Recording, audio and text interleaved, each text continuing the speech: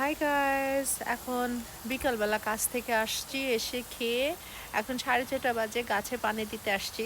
তো গাছে পানি দেওয়ার আগে আপনাদের সাথে শেয়ার করি, এই গাছটার বয়স, পেয়ারা গাছের বয়স কিন্তু 1 বছর। আলহামদুলিল্লাহ, আমার পেয়ারা গাছে 1 বছরের পেয়ারা গাছে দেখেন ফুল এসেছে। এই যে পেয়ারা গাছে ফুল এসেছে, আমি আল্লাহ আল্লাহ করতেছি যেন আমার পেয়ারা হয়, বাট ফুল এসেছে, এটাতে আমি আলহামদুলিল্লাহ, এটাতে আমি এত খুশি যে কি বলবো। আর একটা জিনিস, মজার জিনিস শেয়ার করবো আপনাদের সাথে। আমার এই দেখেন লাল শাক, এত সুন্দর হয়েছে আমার লাল শাকটা, একটু কাছে থেকে দেখাই, you can be impressed. Guys দেখেন, আমি জার্মান থেকে লাল শাকের বিচি নিয়ে আসছিলাম এবং সেটা আমি এইখানে লাগিয়েছিলাম এবং দেখতে পাচ্ছেন মাশাল্লাহ কি সুন্দর ডাটা সহ শাক হয়েছে।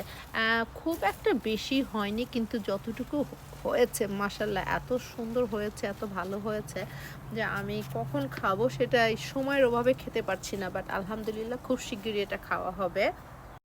আমি তো জাস্ট কালার দেখেই ইমপ্রেস, যে এত সুন্দর কালার হয়েছে। এই শাকটা আমার ভাই যখন আমার জন্য রান্না করেছিল জার্মানিতে, আমি খেয়ে মানে পাগল হয়ে গেছিলাম যে এত মজার শাকটা।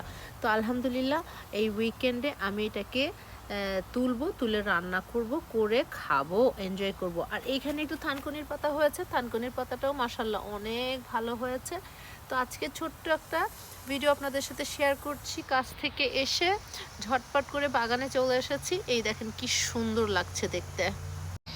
এদিকেও কি যেন হচ্ছে, এই গাছটার নাম যে কি আমি জানি না, এক ধরনের শসা টাইপের হবে, বাট এটা উঠে গেছে। দেখেন কি সুন্দর ফুল এসেছে, তো ফুল এসেছে তার মানে ফলও হবে। আর এই তো মরিচ গাছ, মরিচ গাছে এখন অনেক ফুল এসেছে, ইনশাল্লাহ খুব শিগগিরই মরিচও দেখতে পারবেন আমার গাছে।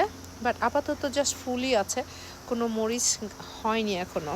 ওয়ান্স পেয়ারা গাছে ফুল, মাশাল্লাহ মাশাল্লাহ মাশাল্লাহ, থু থু থু যেন নজর না লাগে।